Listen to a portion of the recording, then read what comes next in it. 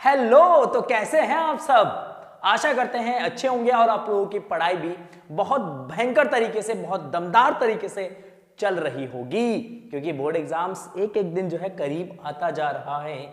6 मार्च को आपका फिजिक्स का पेपर है बेटा, यूपी बोर्ड में 6 मार्च को आपका पेपर है और बहुत कम समय बचा हुआ है। और आप सोच रहे हैं भाई फिजिक्स की प्रिपरेशंस करना स्टार्ट कर दे, क्योंकि फिजिक्स में हमें अच्छा खासा नंबर्स लाना है और पूरे साल हम लोगों ने नहीं पढ़ा है।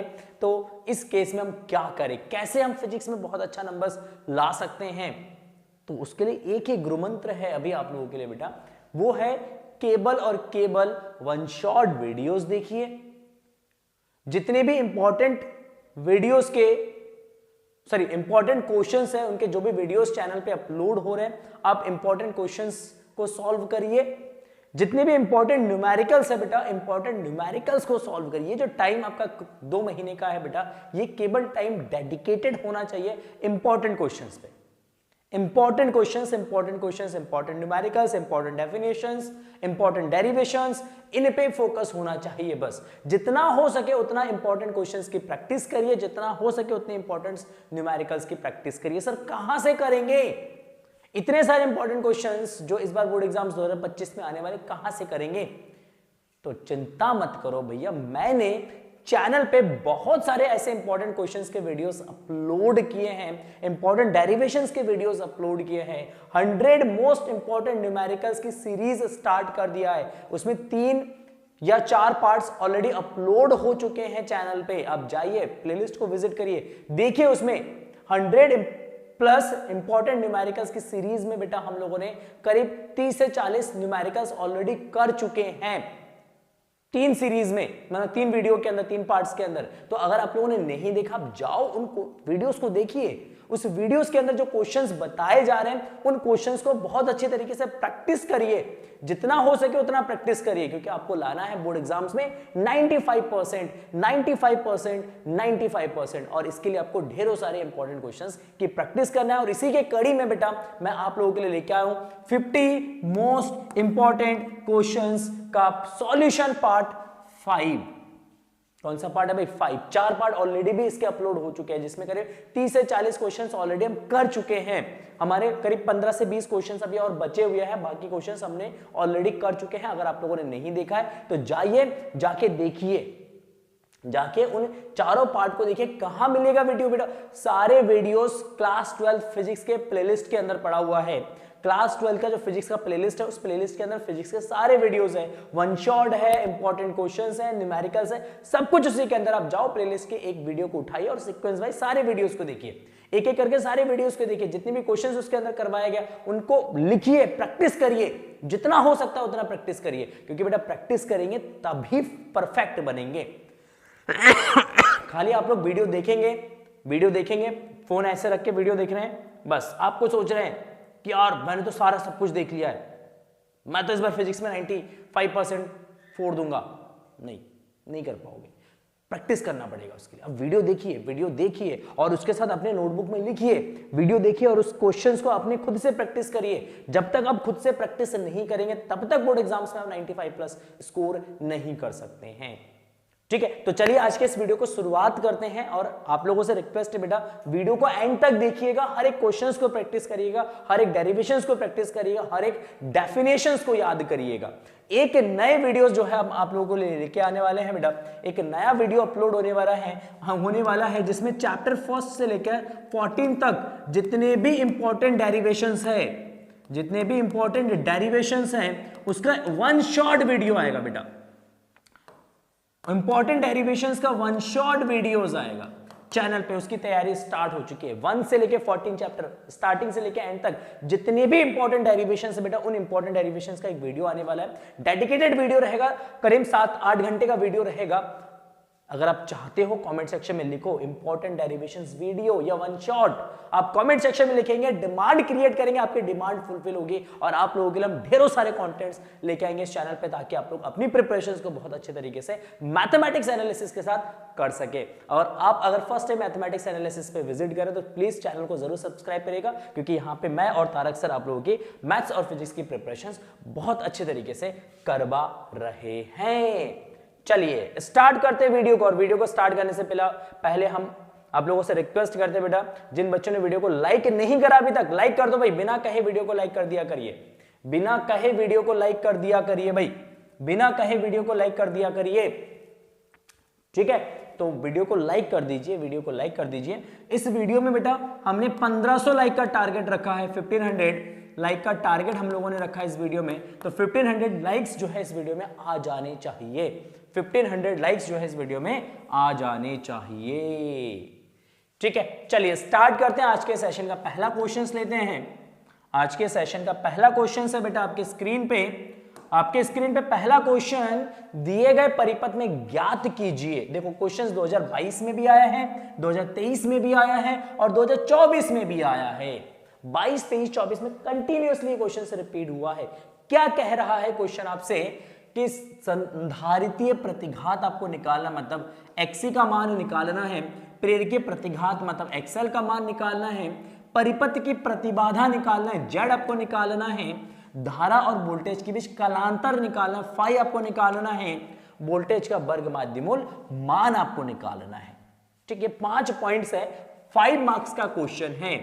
ये कितने नंबर का क्वेश्चन है भाई? ये 5 मार्क्स का क्वेश्चन है बेटा, बोर्ड एग्जाम्स में आया हुआ 5 नंबर में क्वेश्चन आया हुआ। ये आपका डायग्राम दे रखा है, डायग्राम दे रखा है, डायग्राम को ऑब्जर्व करते हैं, डायग्राम को एनालिसिस करते हैं डायग्राम का। देखो इसमें कैपेसिटर लगा हुआ है 20 माइक्रोफैरेड का। ये कितना है भाई? ये 20 माइक्रोफैरेड का है। एक संधारित रेजिस्टर है 500 ओम का, एक इंडक्टर है 10 हेनरी का। कितने हेनरी का भाई? 10 हेनरी का। और हमने यहाँ पे वोल्टेज अप्लाई किया है बेटा, V is equal to 200 sin 100t। देखो सबसे पहले हमारे पास वोल्टेज दे रखा है, क्या दे रखा है भैया? Voltage V is equal to 200 sin 100t, sin 100t। देखिए सबसे पहले हम इसको कंपेयर करेंगे बेटा किसके साथ? V0 sin omega t। Most important formulas है बेटा, मोस्ट इंपॉर्टेंट फॉर्मूलाज है। बिना फॉर्मूले के डेरिवेशंस नहीं हो सकता, बिना फॉर्मूले के आपके न्यूमेरिकल्स नहीं हो सकता। तो क्यों ना फॉर्मूलेस को याद करा जाए। 2 महीने बचे हैं, 2 महीने में सारे फॉर्मूलेस को हम याद कर ले। अगर फिजिक्स में अच्छा नंबर लाना चाहते हैं तो कहां से मिलेगा? फॉर्मूलेस की भी वीडियोस अपलोड है चैनल पे। एक वीडियो आपका 1 शॉट वीडियो जिसमें चैप्टर 1 से लेकर चैप्टर 14 तक के जितने भी इंपॉर्टेंट नहीं सारे फॉर्मूलेस वहां पे दे रखा है। सारे फॉर्मूलेस मैंने आपको लिखवा रखा है। आप जाइए उस वीडियो को देखिए और देख के सारे फॉर्मूलेस को नोट करिए, देखिए और सारे फॉर्मूलेस को नोट करिए, या नेट से कहीं से भी डाउनलोड करिए, बट फॉर्मूलेस को याद करिए, तभी आप क्वेश्चंस और डेरिवेशंस कर पाएंगे बेटा। ये मेरी बात गांठ बांध के जेब में रख लो, ठीक है। चलो देखो अब इन दोनों की तुलना करते हैं भाई। अगर हम इसकी तुलना करेंगे तो यहां से V0 आ जाएगा। V0 कितना भाई? 200 वोल्ट और ओमेगा का मान आ जाएगा बेटा यहां से 100। ओमेगा कितना आ जाएगा भाई? 100 रेडियन पर सेकेंड, 100 रेडियन पर सेकेंड। ओहो सर बहुत सुंदर, गजब, लाजवाब, बेहतरीन, मजा आ गया सर। देखो सबसे पहला पॉइंट हमें क्या निकालना है? संधारितीय प्रतिघात निकालना है। संधारितीय प्रतिघात क्या होता है भाई? एक्सी होता है। क्या होता है? एक्सी होता है। अच्छा XC is equal to what? XC is equal to what? तो ये हमारा ओमेगा सी होता है, 1 बाय ओमेगा सी होता है। हमने कहा बिल्कुल होता है। अच्छा 1 बाय ओमेगा सी, तो देखिएगा बेटा यहाँ पे 1 बाय ओमेगा तो हो गया 100, ओमेगा तो हो गया 100। सी कितना है? तो सी है आपका, ये सी का मान दे रखा है 20 माइक्रोफैरेड। कितना? 20 माइक्रोफैरेड। तो हमने कहा 20 माइक्रोफैरेड को फैरेड में लिखेंगे तो 10 की घात -6 से गुणा कर देंगे।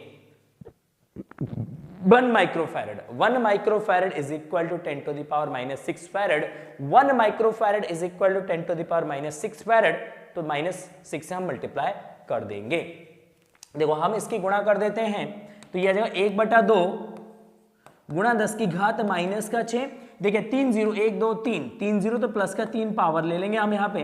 तो 6 से 3 घटाएंगे तो क्या बचेगा? -3 बचेगा।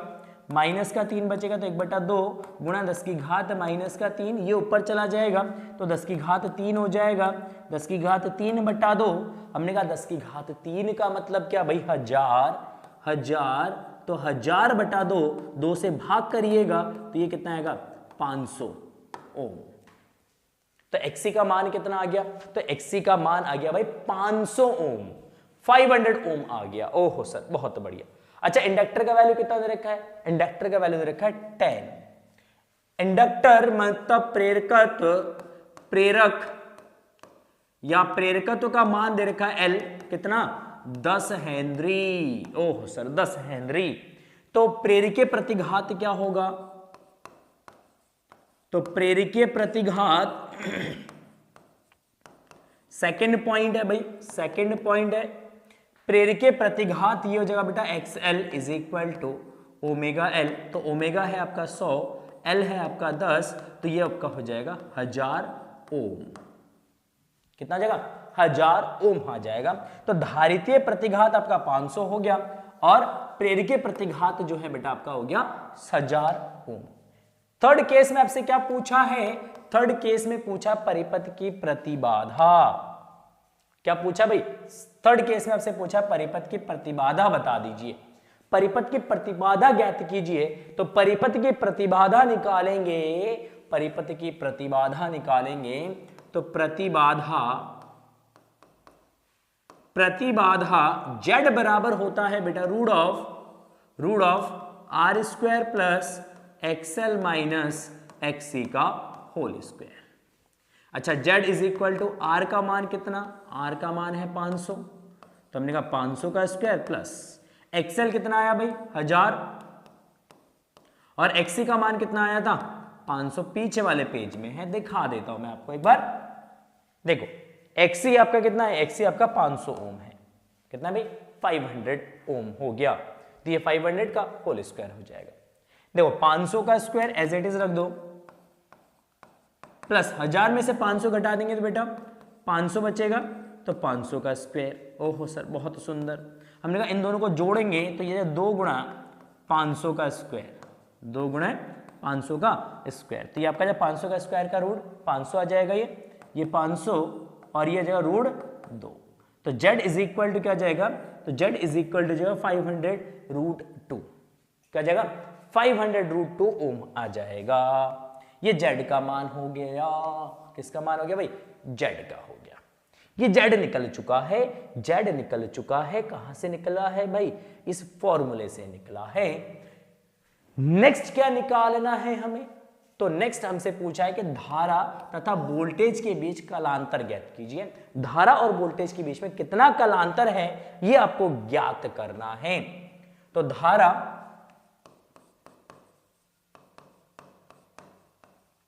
तथा वोल्टेज के बीच कलांतर, तो इसके लिए फॉर्मूला होता है बेटा tan phi। तो tan phi is equal to होता है आपका XL minus XC upon R। क्या होता है? XL minus XC upon R होता है। देखो XL का मान कितना? XL हो गया आपका 1000, XC आपका हो गया 500 डिवाइड बाय R का मान हो गया 500।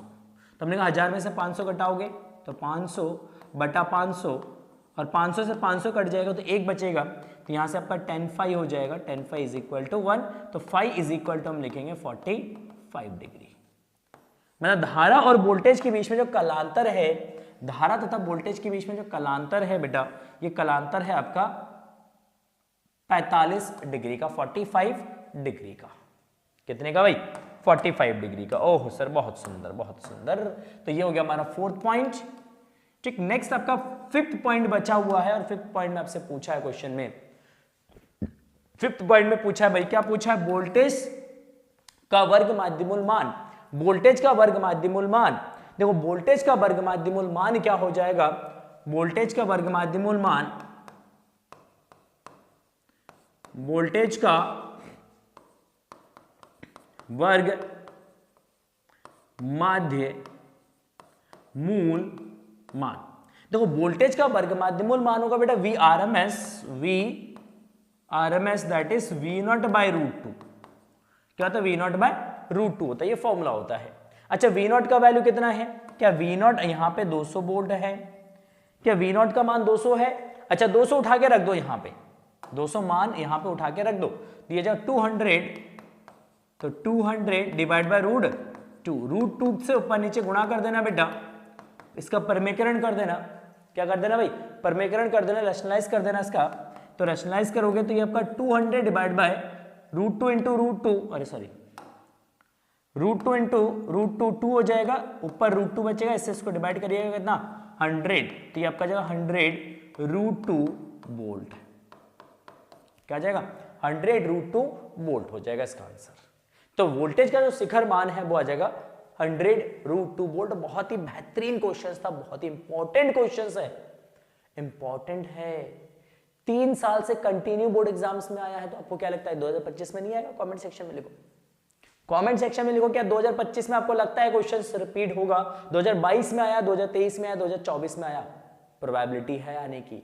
2025 में भी आ सकता है, जब 3 साल से आया है क्वेश्चन तो चौथा साल भी रिपीट हो सकता है। ठीक, इसीलिए करवाया सर ने क्वेश्चन, ताकि आप इस तरीके इस टाइप के क्वेश्चंस और ज्यादा प्रैक्टिस कर सके। और क्वेश्चंस अगर आपको समझ में आ गया तो प्लीज वीडियो को लाइक जरूर कर दीजिएगा। ओहो सर, आज के सेशन का दूसरा क्वेश्चन, मैक्सवेल के विद्युत चुंबकीय तरंग सिद्धांत की व्याख्या कीजिए। मैक्सवेल की तरंग सिद्धांत की व्याख्या आपको करना है। यहाँ पे देखो 2017 में क्वेश्चन आया है, 18 में आया है, 22 में आया, 15 में आया, 19 में आया, 22 में आया और 24 में आया है। 22 में 2 बार रिपीट, मतलब 2 बार आया है क्वेश्चंस। ठीक, अलग अलग सेट्स में क्वेश्चंस ये रिपीट हुआ है।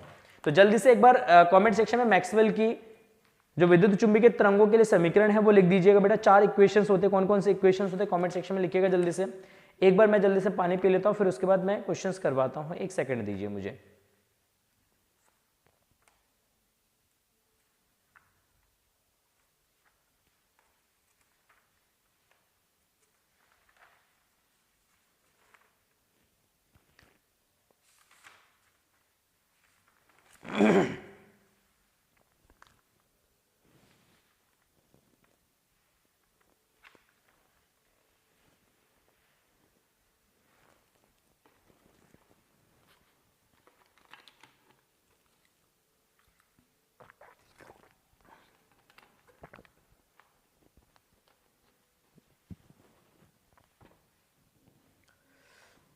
देखिए, तो यहां पे आपको सबसे पहले क्या करना है, यहां पे सबसे पहले विद्युत चुंबकीय तरंगों के सिद्धांत की व्याख्या करना है कि मैक्सवेल ने किस तरीके से इलेक्ट्रोमैग्नेटिक वेव्स को प्रिडिक्ट किया था। किस तरीके से मैक्सवेल ने बताया कि इस नेचर में, इस ब्रह्मांड में, इस यूनिवर्स में विद्युत चुंबकीय तरंगों का अस्तित्व है, कैसे प्रिडिक्ट किया था। तो उन्होंने प्रिडिक्ट किया था मैक्सवेल की जो समीकरण है, देखो 2 समीकरण उन्होंने लिया था मैक्सवेल की। मैक्सवेल ने 2 समीकरण उठाई, एक तो उठाई थी उन्होंने क्या, एक उठाई थी उन्होंने फैराडेज लॉ, ठीक है, फैराडे का नियम। क्या है फैराडे का नियम? तो फैराडे का नियम है कि भैया जो ईएमएफ है ई, वो किसके बराबर होता है, वो d phi over d t के बराबर होता है। ये मैग्नेटिक फ्लक्स हो गया। और ईएमएफ ई को हम लिख सकते हैं integration E dot dl, integration E dot DL is equal to that is d phi B divided by d t, तथा एम्पियर का मॉडिफाइड लॉ, एम्पियर का संशोधित नियम, संशोधित नियम। देखो एम्पियर का संशोधित नियम क्या है? एम्पियर का संशोधित नियम है भाई integration B dot dl, integration B dot DL is equal to what, that is what, that is mu naught of IC plus का आईडी, है ना, आईसी प्लस आईडी। अगर आईसी 0 है, अगर कंडक्शन करंट 0 है, तो उस केस में क्या जाए भाई, integration B dot DL is equal to, B dot DL is equal to ये आपका जाएगा बेटा mu naught ID, ID is equal to लिख सकते हैं बेटा epsilon naught D phi E divided by DT, D phi E divided by DT. और इन दोनों इक्वेशन से मैक्सवेल ने क्या कंक्लूड किया, क्या निष्कर्ष निकाला? तो इन दोनों इक्वेशनों से मैक्सवेल ने यह कंक्लूड किया था कि अगर चुंबकीय फ्लक्स में हम परिवर्तन करते हैं, चुंबकीय फ्लक्स में जब भी परिवर्तन होता है तो वो क्या उत्पन्न करता है, वो एक विद्युत क्षेत्र को उत्पन्न करता है। अगर विद्युत फ्लक्स में परिवर्तन होता है, विद्युत फ्लक्स को परिवर्तित करते हैं, तो विद्युत फ्लक्स में परिवर्तन क्या उत्पन्न करता है, एक चुंबकीय क्षेत्र उत्पन्न करता है।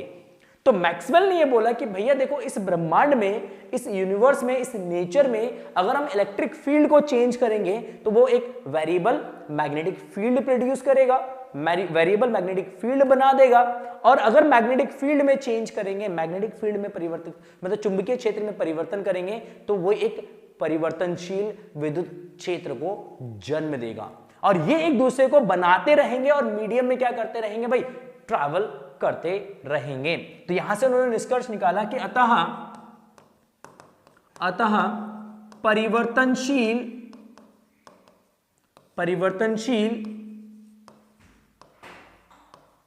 चुंबकीय क्षेत्र, परिवर्तनशील चुंबकीय क्षेत्र एक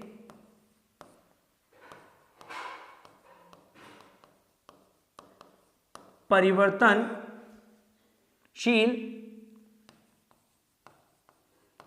विद्युत क्षेत्र को उत्पन्न करता है, क्षेत्र को उत्पन्न करता है तथा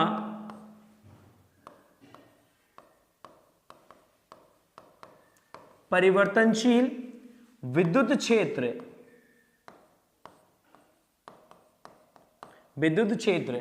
एक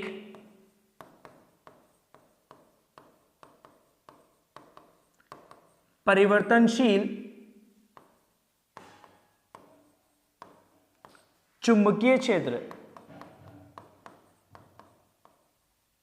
उत्पन्न करता है। ठीक, ये उन्होंने कंक्लूड किया,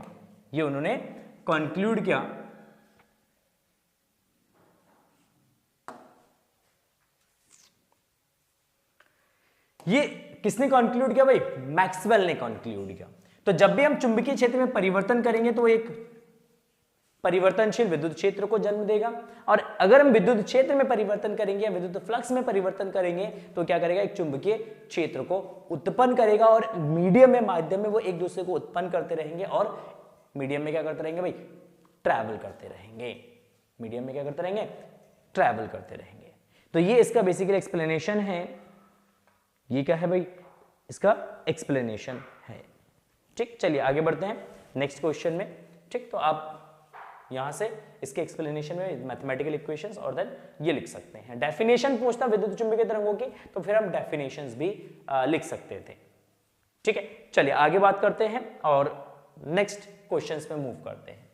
देखो ऑप्टिक्स का क्वेश्चन सही बेटा, क्वेश्चन नंबर थर्ड 2.5 डायोप्टर तथा -3.75 डायोप्टर क्षमता वाले दो लेंसों को मिलाकर एक संयुक्त लेंस की फोकस दूरी ज्ञात कीजिए। 19, 22, 23 में क्वेश्चंस बोर्ड एग्जाम्स में आया है। 19 में भी आया है, 22 में भी आया है और 23 में भी क्वेश्चंस आपके बोर्ड एग्जाम में आया है। 25 में आ सकता है, संभावना है। 25 में आ सकता है भाई, संभावना है। देखो इससे पहले वाला जो क्वेश्चन था वो भी 5 नंबर का था। ये क्वेश्चन आपका 2 नंबर में पूछा गया था बोर्ड एग्जाम में। कितने मार्क्स का ये भाई, ये 2 मार्क्स का क्वेश्चन है। तो सबसे पहले हमारे पास दो लेंस की क्षमता दे रखा है भाई, P1 दे रखा है कितना 2.5 डायोप्टर और P2 दे रखा है आपका -3.75 डायोप्टर। तो संयुक्त लेंसों की फोकस दूरी, सॉरी संयुक्त लेंसों की क्षमता निकालते। सबसे पहले क्या निकालते हैं भाई, क्षमता। ठीक, क्या आ जाएगा, तो क्षमता P बराबर हो जाएगा P1 plus P2, P1 plus P2। P1 आपका 2.5, P2 आपका आ जाएगा -3.75। इसमें से अगर इसको माइनस करते हैं तो माइनस करेंगे तो ये 1.25 बचेगा माइनस का। तो यहां से P आ जाएगा बेटा माइनस का 1.25 डायोप्टर, 25 डायोप्टर। ओहो ओहो ओहो ओहो। तो फोकस दूरी क्या आ जाएगा, संयुक्त फोकस दूरी, संयुक्त फोकस दूरी। तो संयुक्त फोकस दूरी हो जाएगा बेटा F = 1/P या 100/P। तो ये जगह 100/P आपका है माइनस का 1.25, माइनस का 1.25। तो पॉइंट हटा देंगे, ऊपर 0 लगा देंगे। हमने कहा 25 से भाग कर दो, 25 चौक 100, इसको भी 25 से भाग करोगे तो 25 पंजा 125, 25 पंजा 125, 5 से इसको भाग कर दीजिएगा, 8 पंजा 40, तो माइनस का कितना आ जाएगा बेटा 80, तो एफ जो है माइनस का 80 सेंटीमीटर में आ जाएगा आंसर। किस में आ जाएगा? सेंटीमीटर में। माइनस का 80 सेंटीमीटर हो जाएगा संयुक्त लेंस की फोकस दूरी, संयुक्त लेंस की फोकस दूरी। ओहो सर, बहुत सुंदर, बहुत प्यारा सा क्वेश्चन है, करिएगा इस क्वेश्चन को। नेक्स्ट बढ़ते हैं, नेक्स्ट बढ़ते हैं। देखो मोस्ट इंपॉर्टेंट क्वेश्चन है बेटा, 5 मार्क्स का क्वेश्चन है। कितने मार्क्स का क्वेश्चन है भाई? 5 मार्क्स का क्वेश्चन है, और आज के इस क्वेश्चन सीरीज का हमारा 4th क्वेश्चन है। कितने क्वेश्चन है? 4th क्वेश्चन है। क्या कह रहा है? यदि किसी प्रिज्म के लिए प्रिज्म कोण तथा न्यूनतम विचलन कोण दोनों का मान a हो तो प्रिज्म के पदार्थ का अपवर्तनांक क्या होगा? 18, 23, 20, 24 में क्वेश्चंस आया हुआ है। क्या कह रहा है आपसे क्वेश्चन में? कह रहे यदि किसी प्रिज्म के लिए प्रिज्म कोण तथा न्यूनतम विचलन कोण दोनों का मान a है तो प्रिज्म के पदार्थ का अपवर्तनांक ज्ञात कीजिए। ठीक, तो प्रिज्म कोण और न्यूनतम विचलन कोण का मान a दे रखा है, प्रिज्म कोण का मान भी a दे रखा है और न्यूनतम विचलन कोण का मान भी कितना दे रखा है भाई? a दे रखा है। तो अकॉर्डिंग टू क्वेश्चंस यहां पे अगर हम बात करते हैं तो दिया है भाई कि विचलन कोण जो है ये किसके बराबर है? ये प्रिज्म कोण के बराबर है। किसके बराबर है भाई? प्रिज्म कोण के बराबर है। अच्छा, विचलन कोण क्या भाई? डेल एम, न्यूनतम विचलन कोण की बात कर रहा है ये, न्यूनतम विचलन कोण, न्यूनतम विचलन कोण that is del m. Del m से हम इसको रिप्रेजेंट करते हैं तो del m is equal to prism कोण हो जाएगा बेटा ए। हमसे क्या पूछा? अपवर्तनांक ज्ञात कीजिए। क्या पूछा भाई? अपवर्तनांक ज्ञात कीजिए। तो अपवर्तनांक का फॉर्मूला होता है, अपवर्तनांक का फॉर्मूला होता है बेटा n is equal to what? That is sine del m plus a divided by 2 और divided by sine a by 2। क्या जगह? Sine a by 2। और डेल m और a बराबर है तो आप यहां पे डेल m को a से रिप्लेस कर सकते हैं, तो ये आपका जो साइन a प्लस a बटा 2 डिवाइडेड बाय साइन a बटा 2, साइन a बटा 2 हो जाएगा। ओहो, देखिए a प्लस a आपका 2a हो जाएगा, डिवाइडेड बाय 2 है तो 2 से 2 कैंसिल हो जाएगा, तो क्या बचेगा ऊपर? तो ऊपर आपका बचेगा यहाँ पे ये बचेगा आपका sine a divided by sine a by 2। देखो साइन a है तो साइन a को हम रिप्लेस करेंगे साइन के हाफ फॉर्मूले से। तो मैथमेटिक्स वाले जो बच्चे हैं उनको पता है बेटा कि साइन थीटा का जो हाफ फॉर्मूला होता है, sine theta is equal to क्या था? 2 sine theta by 2 into cos theta by 2। ये साइन का हाफ फॉर्मूला होता है, इसी का यूज करेंगे इस वाले एक्सप्रेशन में। तो साइन ए को हम रिप्लेस करेंगे 2 sine a by 2 into cos a by 2 divided by sine a by 2। तो हमने कहा साइन ए बाई 2 से साइन ए बाई 2 कैंसिल हो जाएगा, क्या बचेगा भाई? 2 कॉस ए बाई 2। तो ये आपका n का फॉर्मूला हो जाएगा, n का रिफ्रैक्ट वैल्यू हो जाएगा n is equal to 2 cos a by 2। तो a के पदों में ही छोड़ेंगे क्योंकि क्वेश्चंस में a के पदों में आंसर सॉरी मतलब प्रिज्म कोण और न्यूनतम विचलन कोण एक दे रखा है। अगर 60 डिग्री दे रखा होता या 90 डिग्री जो भी एंगल दे रखा होता हम एंगल रख के हम आगे वैल्यू सॉल्व कर सकते थे, बट यहाँ पे केवल a दे रखा है तो a के पदों में ही हम क्या करेंगे? आंसर को छोड़ देंगे। क्या करेंगे? a के पदों में ही आंसर को क्या कर देंगे भाई? छोड़ दिया जाएगा। चलिए आगे बात करते हैं।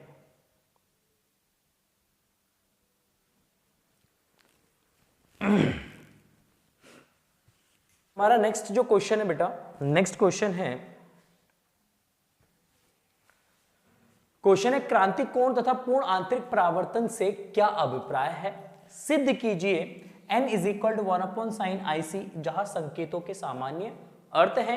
क्वेश्चंस आपका 2023 में आया है, 24 में आया, 15 में आया, 17 में, 18 में और 21 में क्वेश्चंस आया हुआ। तो कंटिन्यूसली 6 सालों से क्वेश्चंस रिपीट हुआ है बोर्ड एग्जाम में। तो अगर हम बात करें तो ये क्वेश्चंस आज का 5th नंबर का क्वेश्चन है। 5 मार्क्स में ये क्वेश्चंस पूछा गया है बोर्ड एग्जाम में। कितने मार्क्स का?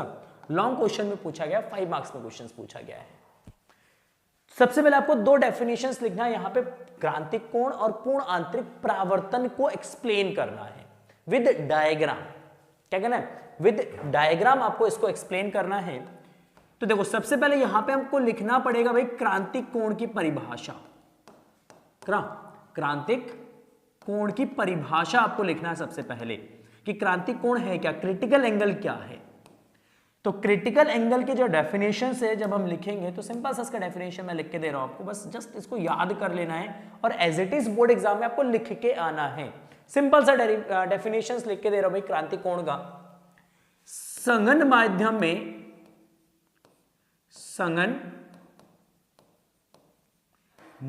में बना वह आपतन कोण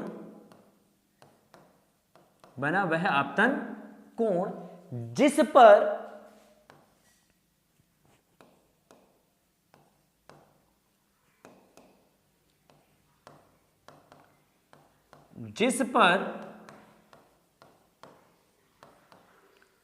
विरल माध्यम में बना अपवर्तन कोण 90 डिग्री का हो। कितने डिग्री का हो? 90 डिग्री का हो, क्रांतिक कोण कहलाता है।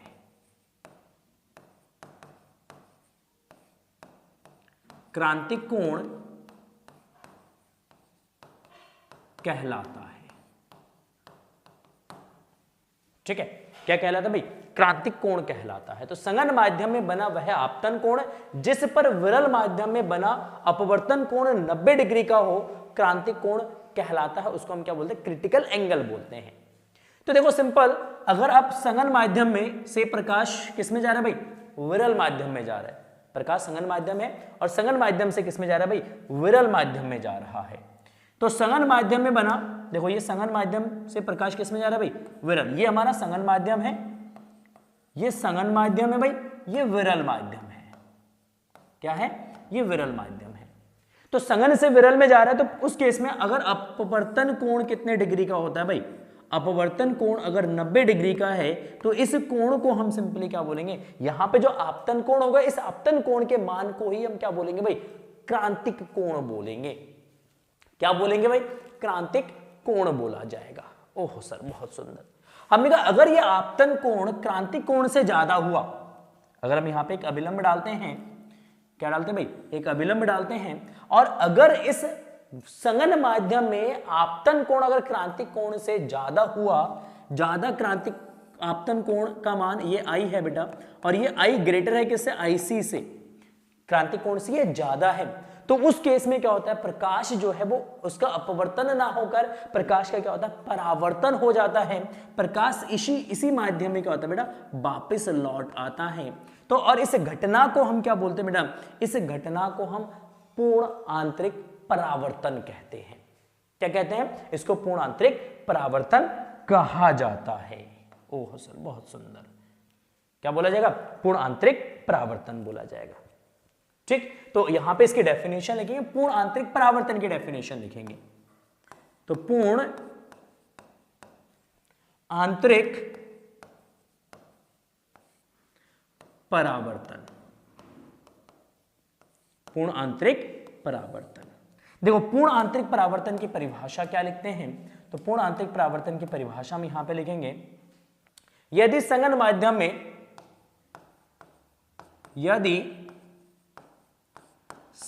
माध्यम में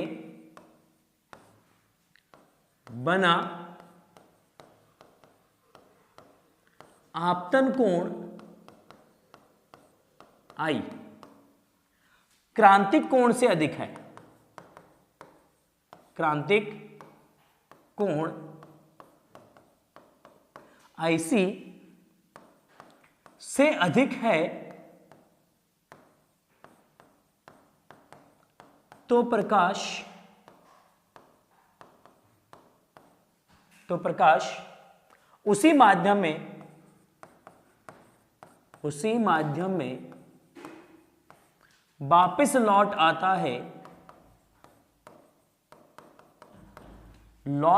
है,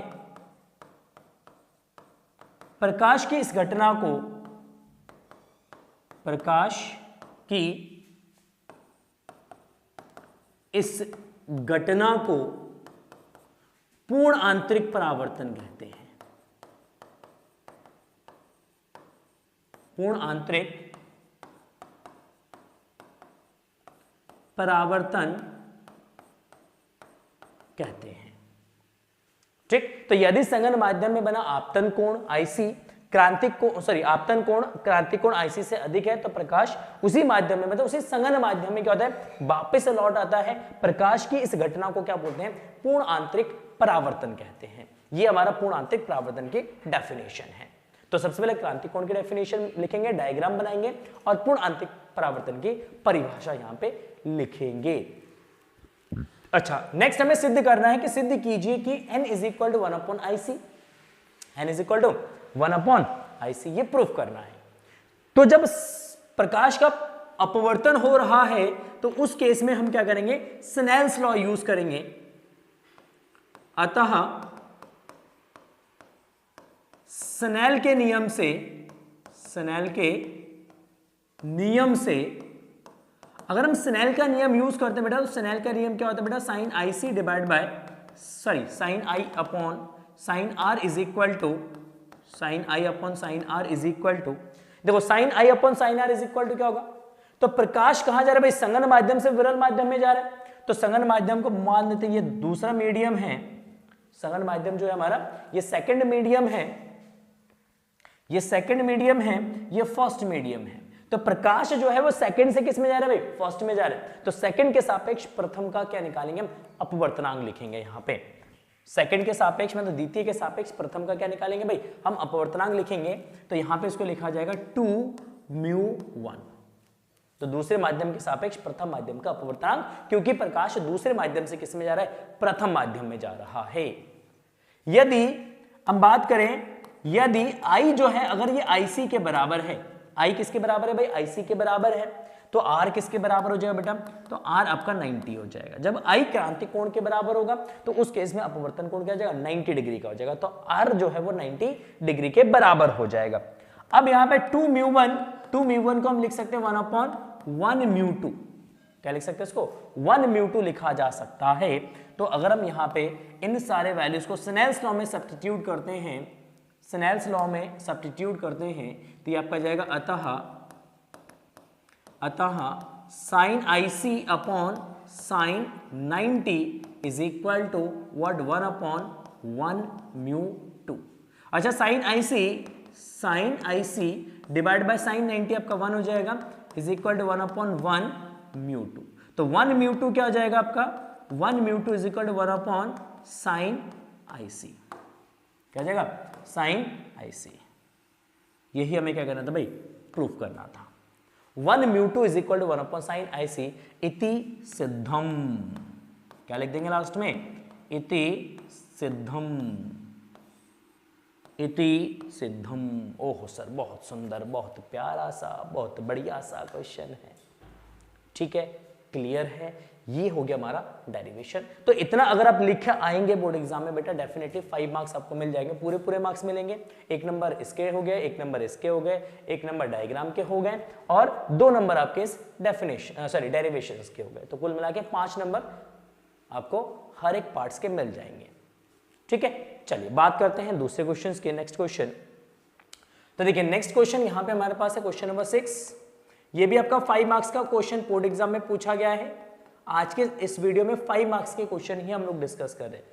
5 मार्क्स के क्वेश्चंस ही हम लोग क्या कर रहे हैं बेटा, डिस्कस कर रहे हैं। तो ये 5 नंबर का एक क्वेश्चंस बोर्ड एग्जाम से पूछा गया है। क्वेश्चंस क्या है, किसी गोलीय पृष्ठ पर प्रकाश के अपवर्तन का सूत्र लिखिए। सबसे पहले आपको सूत्र लिखना है, किसके लिए, गोलीय पृष्ठ पर प्रकाश के अपवर्तन का, गोलीय पृष्ठ से प्रकाश के अपवर्तन का आपको क्या लिखना है भाई, सूत्र लिखना है। और इसकी सहायता से किसी पतले लेंस की फोकस दूरी के लिए सूत्र स्थापित कीजिए। और इसी की सहायता लेना है भाई, इसी की सहायता से हमें क्या निकालना है भाई, फोकस दूरी के लिए सूत्र स्थापित करिए पतले लेंस के लिए। किसके लिए भाई? पतले लेंस के लिए। पतले लेंस के लिए लेंस सूत्र क्या होता है? तो लेंस सूत्र होता है 1/f is equal to 1/v minus 1/u।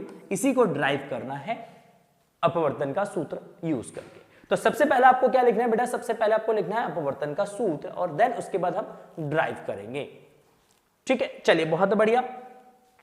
तो देखिए यहां पे सबसे पहला पॉइंट, गोलीय पृष्ठ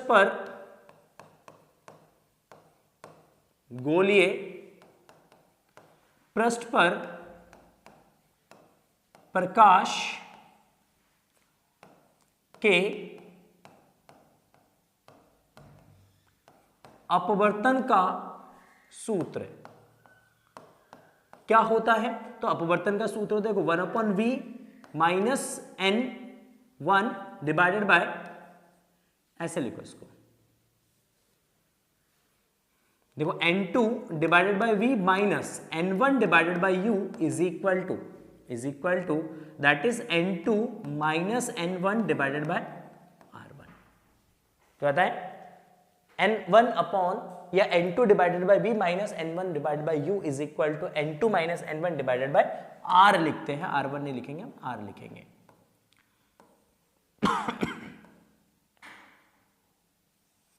ठीक है, क्लियर है? चलिए, ये जो फॉर्मूला लिखा जाता है बेटा, ये लिखा जाता है जब प्रकाश किस में जाता है? विरल से संघन में। प्रकाश किस में जाता है भाई? विरल से संघन में। अगर प्रकाश विरल से संघन में जा रहा है तो उस केस में हम ये वाला फॉर्मूला यूज करते हैं। अगर प्रकाश संघन से विरल में जा रहा है, प्रकाश किस में जा रहा है भाई? संघन से विरल में जा रहा है, तो उस केस में हम फॉर्मूला यूज करते हैं बेटा n1 divided by v minus n2 divided by u is equal to n1 minus n2 divided by r लिखा जाता है। यहां पे n जो है वो प्रकाश का अपवर्तनांक है। n प्रकाश का क्या है भाई?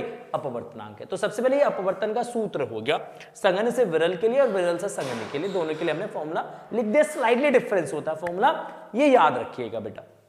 ठीक, नाउ हमें लेंस की फोकस दूरी निकालना है, तो उसके लिए हमारे पास एक डायग्राम है यहाँ पे। इस डायग्राम को सबसे पहले समझ लेते हैं और इसके बेसिस पे जो है हम लोग जो है आगे क्वेश्चंस करने वाले हैं। तो सबसे पहले इस डायग्राम को समझिए। देखिए हमारे पास एक पतला लेंस है, एक पतला उत्तल लेंस है। ये कौन सा लेंस है भाई? उत्तल लेंस है। और इस उत्तल लेंस के जो पदार्थ है इसका अपवर्तनांक मान लेते हैं बेटा कितना? n2। इधर वाले माध्यम का अपवर्तनांक मान लेते हैं बेटा n1 और इधर वाले माध्यम का भी अपवर्तनांक मान लेते हैं कितना भाई? n1 है। ये विरल माध्यम है, ये संघन माध्यम है, ये विरल माध्यम है। कैसा माध्यम है भाई? विरल माध्यम है। ओहो सर बहुत बढ़िया। तो हमने कहा ये उत्तल लेंस है, ये उत्तल लेंस का मुख्य अक्ष हो गया। ये बेसिकली क्या है भाई? अरे यार ये फंस जा रहा है, कैमरा हिल जा रहा है। ठीक है, ये आपका मुख्य अक्ष हो गया। क्या हो गया भाई? मुख्य अक्ष है ये। ठीक, और हम सबसे पहले मान लेते हैं कि इस मुख्य अक्ष पर यहां पे एक बिंदु वस्तु है। ये क्या है भाई? एक बिंदु वस्तु है, ये एक वस्तु है और इस वस्तु का हमें प्रतिबिंब बनाना है इस उत्तल लेंस की सहायता से। इस उत्तल लेंस की सहायता से हमें क्या निकालना भाई? हमें बनाना है एक प्रतिबिंब।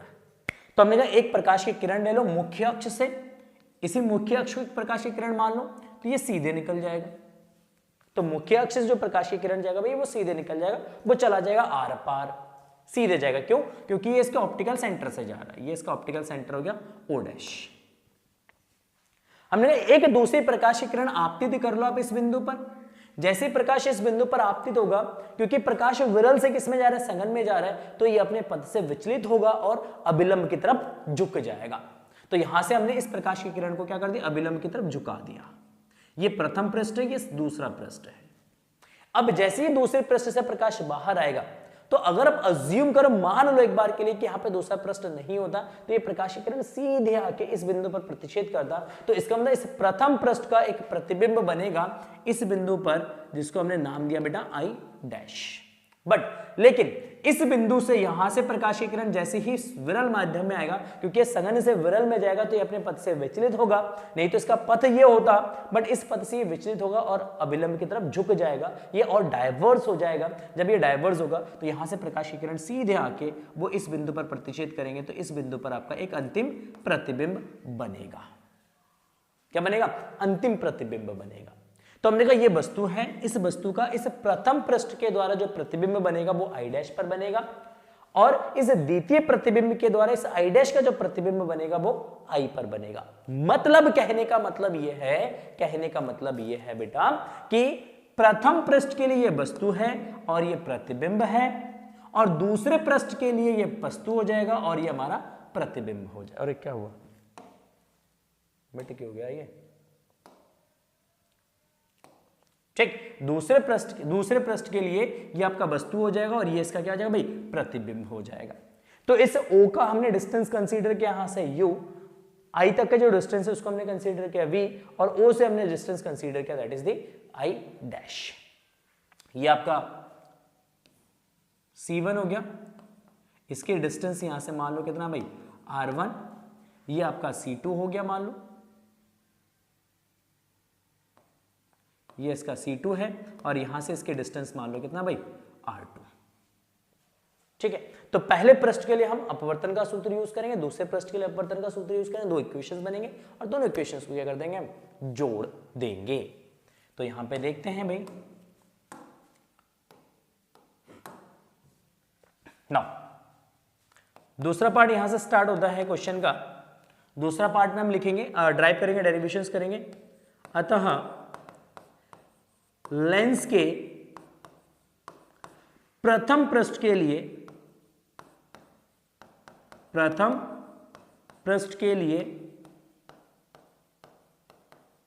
अपवर्तन का सूत्र क्या होगा? अपवर्तन का सूत्र, तो प्रथम पृष्ठ में देखो, प्रथम पृष्ठ में प्रकाश कहां जा रहा है भाई? विरल से संघन में जा रहा है। प्रथम पृष्ठ में प्रकाश विरल से किस में जा रहा है? संघन में जा रहा है। तो विरल से संघन के वाला फॉर्मूला यूज करेंगे, ये विरल से संघन वाला पार्ट है, तो इसमें हमने ये वाला फॉर्मूला यूज करना है। इस वाले फॉर्मूले को यूज करेंगे कहां भाई? N2 डिवाइडेड बाय प्रतिबिंब कहां बनना है? आई डैश पर। प्रतिबिंब की जो दूरी है वो आपका है V डैश। तो N2 divided by V dash minus N1 divided by U is equal to, that is N2 minus N1 divided by R1। ये हो गया समीकरण नंबर 1। ये हो गया समीकरण नंबर 1। ओह सर, बहुत सुंदर। समीकरण नंबर 1। हमने कहा दूसरे पृष्ठ के लिए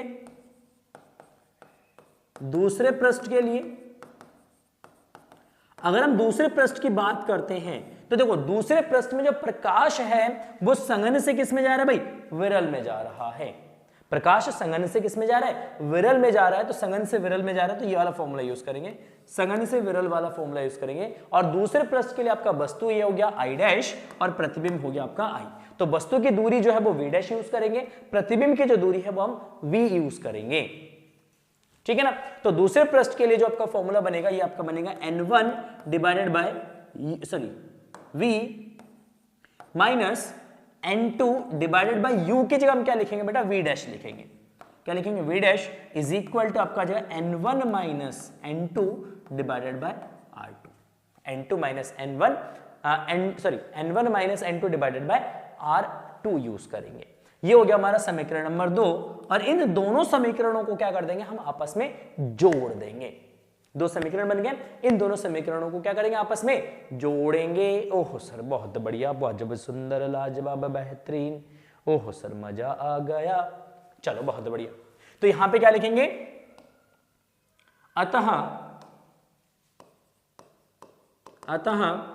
समीकरण 1 प्लस समीकरण 2, दोनों समीकरणों को जोड़ोगे तो ये आपका जाए N2 divided by V dash minus N1 divided by U plus N1 divided by V minus N2 divided by V dash is equal to ये आपका N2 minus N1 divided by R1 plus N1 minus N2 divided by R2।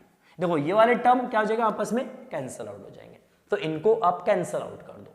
अगर ये आपस में cancel out हो रहे हैं तो क्या बचेगा हमारे पास, तो हमारे पास बचेगा देखो इनमें ये n1 ये n1 कॉमन ले लो यहां से, तो n1 कॉमन आ जाएगा 1/v प्लस का, सबसे पहले इसको लिख लेते हैं माइनस का 1/u, इसको हमने यहाँ पे लिखा, इसको हमने यहाँ पे लिखा, पॉजिटिव टर्म को पहले लिख दिया, नेगेटिव वाले टर्म्स को बाद में लिखा हमने, इज इक्वल टू, देखो अगर हम यहाँ से n2 माइनस n1 कॉमन लेते हैं, n2 माइनस n1 कॉमन ले लेंगे तो यहाँ पे तो बचेगा 1/r1 और यहाँ पे बचेगा बेटा माइनस का 1/r2, क्या बचेगा माइनस का 1/r2, क्योंकि ये n1 माइनस n2 है और हमने कॉमन क्या लिया है, n2 माइनस n1 कॉमन लिया है, n2 माइनस n1 कॉमन लिया है। ओह सर बहुत सुंदर, गजब, लाजवाब, बेहतरीन, मजा आ गया सर, मजा आ गया। डेरिवेशंस इंपॉर्टेंट है बेटा, 5 मार्क्स में क्वेश्चंस पूछे जाएंगे, डेरिवेशंस 5 मार्क्स में पूछे जाएंगे डेफिनेटली 101%।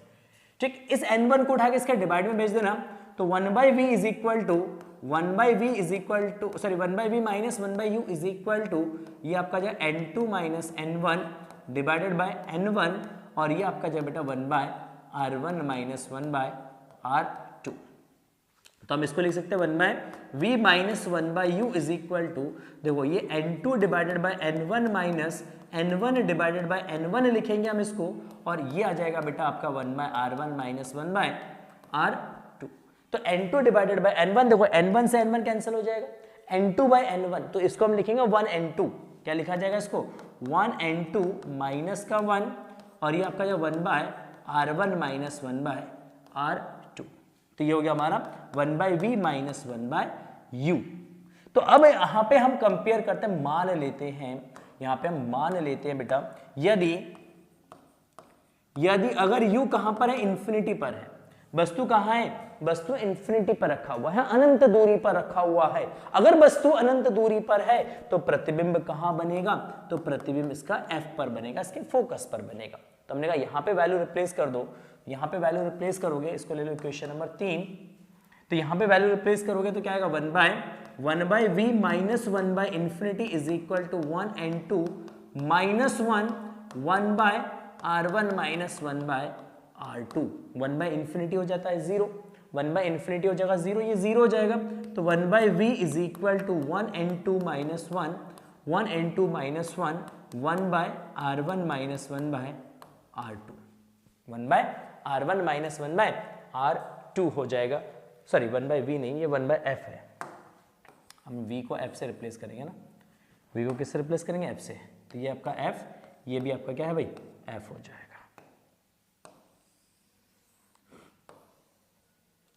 इसी को हम बोलते हैं लेंस मेकर फॉर्मूला, क्या बोलते हैं इसको, इसको बोला जाता है लेंस मेकर फॉर्मूला।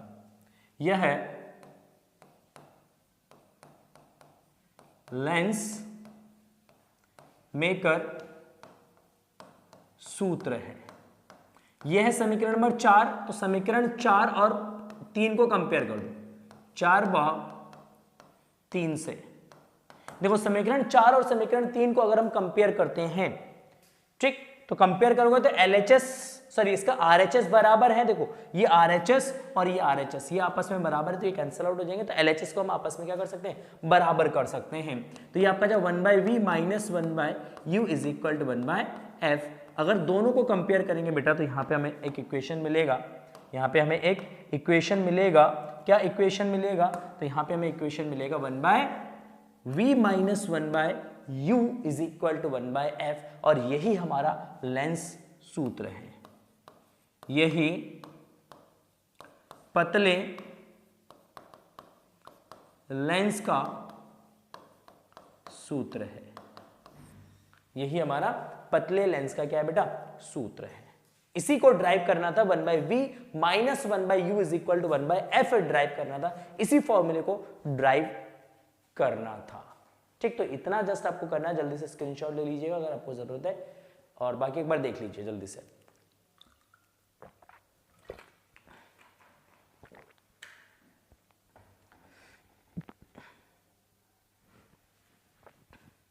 ठीक है,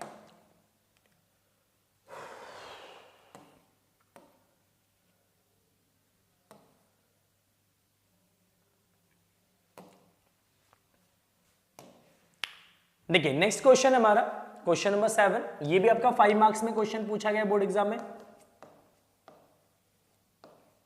ये भी आपका 5 मार्क्स में क्वेश्चन पूछा गया बोर्ड एग्जाम में। ठीक, क्वेश्चन क्या है, किसी अवतल गोलीय पृष्ठ से अपवर्तन का सूत्र निगमित कीजिए। किसी अवतल गोलीय पृष्ठ से अपवर्तन का सूत्र जो है वो आपको क्या करना है भाई, निगमित करना है। ठीक है, क्लियर है। तो उसके लिए हमारे पास एक अवतल गोलीय पृष्ठ है, ये एक अवतल गोलीय पृष्ठ है। ठीक, अब इस अवतल गोलीय पृष्ठ से हमें अपवर्तन का सूत्र प्राप्त करना है। तो उसके लिए सबसे पहले हमने ये कंसीडर करना है, हमें सबसे पहले क्या कंसीडर करना है, हमें ये कंसीडर करना है कि मान लेते हैं एक बिंदु वस्तु इसके मुख्य अक्ष पर रखा हुआ है। इस अवतलाकार गोलीय पृष्ठ के मुख्य अक्ष पर एक बिंदु वस्तु रखा हुआ है O। क्या रखा है भाई, O रखा हुआ है, ये एक बिंदु वस्तु है। ये क्या है, एक बिंदु वस्तु है, दैट इज O। ये एक वस्तु है और इस वस्तु का हम प्रतिबिंब बनाते हैं। क्या बनाते हैं भाई, प्रतिबिंब बनाते हैं। तो इसका प्रतिबिंब बनाने के लिए बेटा एक प्रकाश की किरण हम ले लेंगे, एक प्रकाश की किरण हम ले लेंगे इसके मुख्य अक्ष से, जो कि सीधे निकल जाएगा, क्योंकि ये इसके ऑप्टिकल सेंटर से जा रहा है, इसके प्रकाशिक केंद्र से गुजर रहा है। अगर ये प्रकाशिक केंद्र से गुजर रहा है तो ये सीधे निकल जाएगा, ये अपने पथ से विचलित नहीं होगा। ठीक, हमने एक दूसरी प्रकाश की किरण लिया और इसको आपतित किया इस बिंदु M पर, यहां पर इस बिंदु पर आपतित किया और इस बिंदु से इस बिंदु पर एक अभिलंब खींचा। ये जो लाइन आपको डॉटेड में दिख रहा है बेटा, ये क्या है, ये एक अभिलंब है। क्या ये अभिलंब है। ठीक, तो इस अभिलंब को हमने मीट किया। ये कहां से पास होगा भाई, ये इसके C से, इसके सेंटर ऑफ कर्वेचर से पास होगा, C से जाएगा ये। ठीक, तो C और M को मिलाते हुए एक रेखा अगर हम खींच देंगे तो ये रेखा किसका काम करेगा भाई, ये अभिलंब का काम करेगा। जैसे ही प्रकाश इस N1 माध्यम से किस में जाएगा भाई, N2 माध्यम में, तो N1 माध्यम हमारा मान लेते हैं ये विरल माध्यम है और ये हमारा संघन माध्यम है। जैसे ही प्रकाश की किरण ये विरल से किस में जाएगा भाई, संघन में जाएगा। विरल से किस में जाएगा भाई, ये संघन में जाएगा। विरल से संघन में जाएगा तो क्या होगा, ये अभिलंब की तरफ झुक जाएगा। तो ये प्रकाश की किरण यहां से सीधे ना जाके इसने क्या करा, इसने खुद को डाइवर्ट किया अभिलंब की तरफ। ये अभिलंब की तरफ क्या होगा, थोड़ा सा झुक गया। तो ये प्रकाश की किरण सीधे निकल जाएगा यहां से, ये प्रकाश की किरण ये सीधे निकल जाएगा यहां से। तो हमने इस प्रकाश की किरण को पीछे डॉटेड लाइन से मीट किया, हमने पीछे डॉटेड लाइन से हमने नीचे इसको खींचा हमने, और हमने देखा कि ये इस बिंदु I पर आकर क्या करता है, ये प्रतिच्छेद करता है। तो इस बिंदु I पर क्या बनेगा भाई, एक प्रतिबिंब बनेगा। क्या बनेगा, एक प्रतिबिंब बनेगा। कहां पर बनेगा, वो इस बिंदु I पर बनेगा। कैसा बनेगा, आभासी बनेगा। कैसा बनेगा, आभासी बनेगा।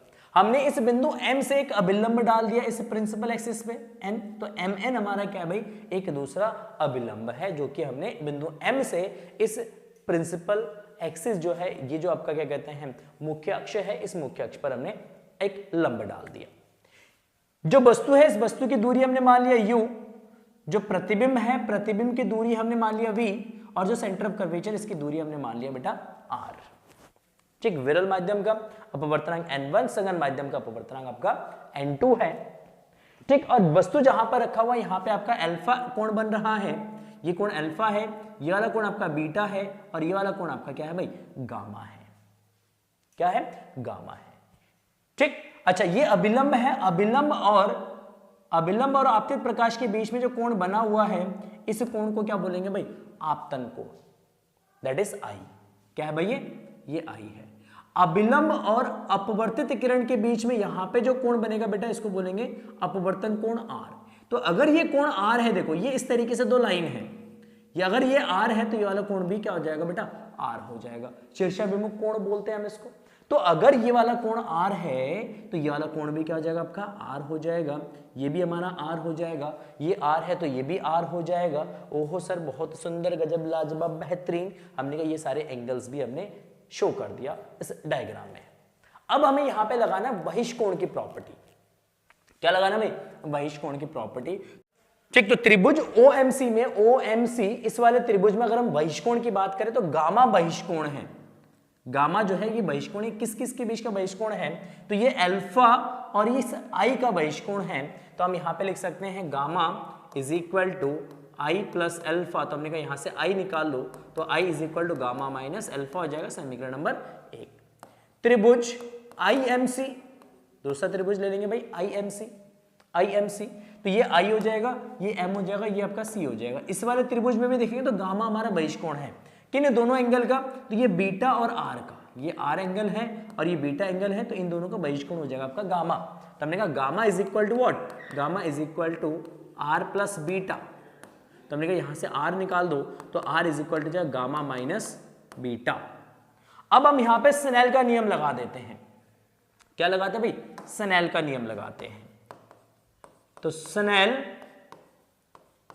के नियम से अगर हम स्नेल का नियम लगाते हैं, देखो स्नेल का नियम क्या कहता है, स्नेल का नियम क्या है, तो स्नेल का नियम यह है भाई कि sine I upon sine R, तो sine I upon sine R प्रकाश किस में जा रहा है, n1 से n2 में जा रहा है, तो n2 का रिफ्रैक्टिव इंडेक्स n1 के रिस्पेक्ट में, तो उसको क्या लिखेंगे 2n1 सॉरी 1n2 सॉरी, क्योंकि फर्स्ट से सेकंड में जा रहा है ना, तो 1n2 लिखेंगे इसको 1n2, और इसको लिखा जाएगा फिर n2 divided by n1, n2 divided by n1। हमने कहा देखो I R alpha beta gamma ये सब छोटे छोटे कोण है, यहां पे लिख देता हूं I R alpha beta gamma छोटे कोण हैं। अगर I R alpha beta gamma अगर छोटे कोण है तो स्मॉल एंगल की प्रॉपर्टी हम यहां पे यूज करेंगे, स्मॉल एंगल प्रॉपर्टी यूज करेंगे हम लोग। स्मॉल एंगल प्रॉपर्टी से हम क्या लिख सकते हैं, साइन आई जो है इसको लिखा जाएगा आई आर, साइन आर को लिखा जाएगा आर बराबर n2 डिवाइडेड बाय n1। तो हमने कहा आई का मान रख दो समीकरण नंबर 1 से, आर का मान रख दो समीकरण नंबर 2 से, तो gamma minus alpha divide by gamma minus beta, gamma minus alpha divided by gamma minus beta is equal to what, that is n2 divided by n1। हमने कहा क्रॉस मल्टीप्लाई कर दो, क्रॉस मल्टीप्लाई कर दोगे तो n1 gamma minus alpha is equal to n2 gamma minus beta, तो n1 का अंदर मल्टीप्लाई कर देना, तो n1 gamma minus n1 alpha is equal to ये आपका जो n2 gamma minus n2 beta, beta को उठा के इधर ले आओ, इसको उठा के इधर पटको, इसको उठा के इधर पटको, तो ये n2 हो जाएगा इधर, तो n2 beta minus n1 alpha is equal to that is n2 gamma minus n1 gamma, n1 gamma. हमने कहा यहां से गामा अब कॉमन ले लो, गामा क्या ले लो कॉमन ले लो, ठीक। तो ये आपका n2 beta minus n1 alpha is equal to gamma common ले लेंगे बेटा, तो ये आ जाएगा आपका n2 माइनस n1। ओहो सर बहुत सुंदर, गजब, लाजवाब, बेहतरीन।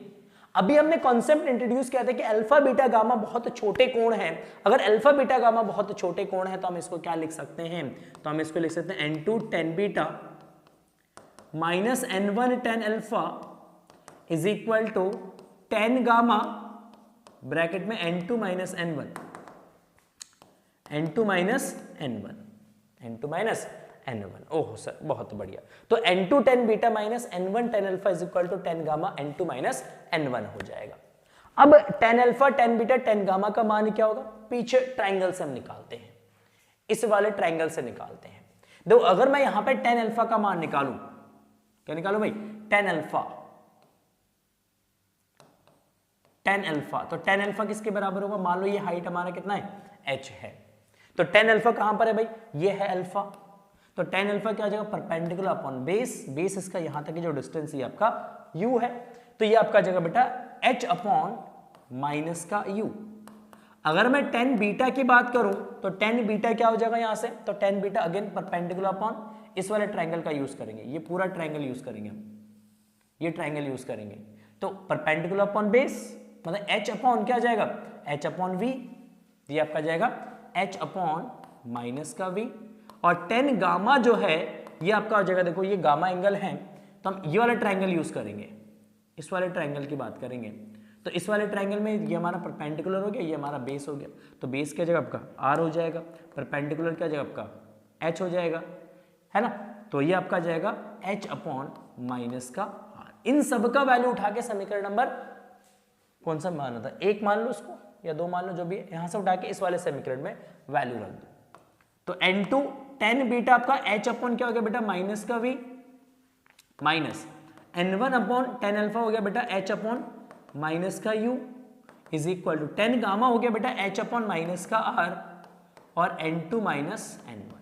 तो हमने कहा यहां से देखो माइनस का h ना कॉमन ले लो आप, h इसमें भी है, h इसमें भी है, माइनस दोनों में है, कॉमन ले लो। दोनों में से कॉमन ले लेंगे तो ये आपका बचेगा n2 divided by v minus n1 divided by u is equal to ये जो h अपॉन माइनस का r n2 minus n1। h से h कैंसिल हो जाएगा आपका, h से h कैंसिल हो जाएगा, माइनस से माइनस कैंसिल हो जाएगा, ये आपस में कैंसिल आउट हो जाएगा। तो क्या बचेगा इक्वेशन हमारा, क्या बचेगा इक्वेशन हमारा, तो हमारा इक्वेशन बनेगा n2 divided by v minus n1 divided by u is equal to ये आपका बचेगा n2 minus n1 divided by r। तो ये हमारा इक्वेशन बनेगा n2 divided by v minus n1 divided by u is equal to n2 minus n1 divided by r हो जाएगा। n2 minus n1 divided by r, यही हमारा अपवर्तन का क्या है भाई, सूत्र है। यही गोलीय पृष्ठ से अपवर्तन का सूत्र है। ठीक, यही गोलीय पृष्ठ से अपवर्तन का क्या है, सूत्र है। ठीक है, तो आज के वीडियो को बेटा यहीं पे हम समाप्त करते हैं। आज के इस वीडियो को बेटा अभी हम यहीं पे समाप्त करते हैं। अगर हम देखें तो यहाँ पे हमारे पास अभी भी बहुत सारे क्वेश्चंस है, 1 2 3 4 5 6 7 8 9 10 11 12 13 14 15 16 17 18 19, मतलब 19 क्वेश्चंस बचे हुए। 50 में से 19 क्वेश्चंस अभी भी हमारे बचे हुए हैं। 31 क्वेश्चंस ऑलरेडी हमारे सॉल्व हो चुके हैं। तो अब तक 5 पार्ट इसके अपलोड हो चुके हैं। कितने पार्ट, 5 पार्ट अपलोड हो चुके हैं बेटा। अगर आप लोगों ने इससे पहले वाले पार्ट्स नहीं देखे, part 1 part 2 part 3 and part 4, तो आप लोग देख लीजिए। सारे क्वेश्चंस इंपॉर्टेंट हैं, इनको प्रैक्टिस करिए, जितना हो सके उतना क्वेश्चंस को प्रैक्टिस करिए, उतने ज़्यादा न्यूमेरिकल्स आप लगाइए, उतने ज़्यादा डेरिवेशंस आप लोग प्रैक्टिस करेंगे तो डेफिनेटली आपको बोर्ड एग्जाम्स में अच्छा नंबर लाने से कोई नहीं रोक सकता है। तो अगर आप चाहते हैं बोर्ड एग्जाम में आपके अच्छे नंबर आए तो मेहनत करिए 2 महीने, क्योंकि 2 महीने आपके बोर्ड एग्जाम्स के बचे हुए हैं। 2 महीने में आप मेहनत करेंगे तो डेफिनेटली बहुत अच्छा स्कोर आप बोर्ड एग्जाम में कर सकते हैं। तो अगर आपने इस वीडियो को अभी तक लाइक नहीं करा है तो प्लीज बेटा लाइक कर दीजिएगा, अपने दोस्तों के साथ वीडियो को शेयर जरूर करिएगा, एक प्यारा सा कमेंट सेक्शन में जरूर लिखिएगा। अगर आपको चाहिए all important derivations chapter 1 to chapter 14 तो आप लिख दीजिएगा ऑल डेरिवेशंस वीडियो या all important derivations comment section में लिख दीजिएगा। डेफिनेटली ऑल इंपॉर्टेंट डेरिवेशंस की जो वीडियोस है बेटा वो बहुत ही जल्द आप लोगों के लिए चैनल पे अपलोड हो जाएगा। बस आप इस तरीके से अपने इस चैनल को अपना प्यार देते रहिए, वीडियोस को लाइक करते रहिए, कमेंट्स एक सेक्शन में कमेंट करते रहिएगा और हो सके तो वीडियो को अपने दोस्तों के साथ शेयर जरूर करते रहिएगा। मिलते हैं नेक्स्ट वीडियो में, तब तक के लिए थैंक यू।